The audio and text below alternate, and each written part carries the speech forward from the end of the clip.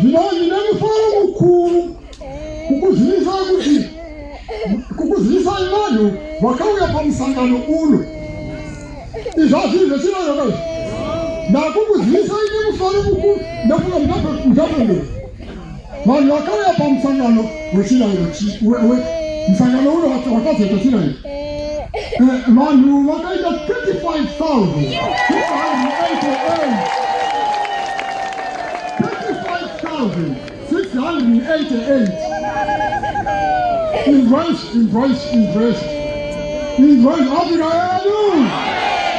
Afrika chinochipa kudaro tinoona nezvifambiso mabhazi akaita 205 marori akaita 450 maminibhazi nemakombi akaita 535 motikari diki dzikaita 2010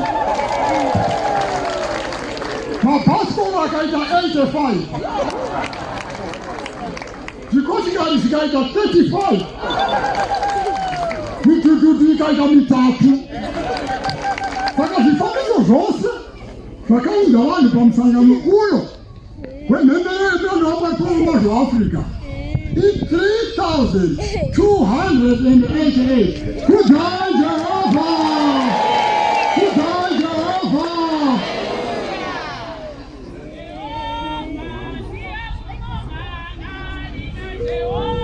Afrika yedu muchaimbai mari kuunganya kwedu takawanda kudai.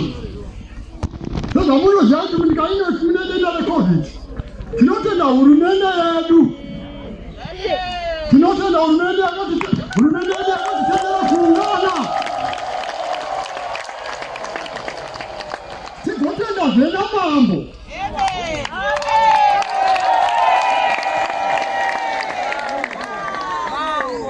Tinotenda mambo. Afrika yedu. Afrika yedu. Chinayo chakawanda chakagodhona napisho kuita pakutidza kwake. Munoda kudzokora here tichaye futi. Maita zvakanaka. Zvinozotoita tichave nechimwe chirariro. Kubva musi wa12 November kusvika musi wa14 November toda kuti mugadzirire musakupai kwekuenda. Ndokwamunodzokorora.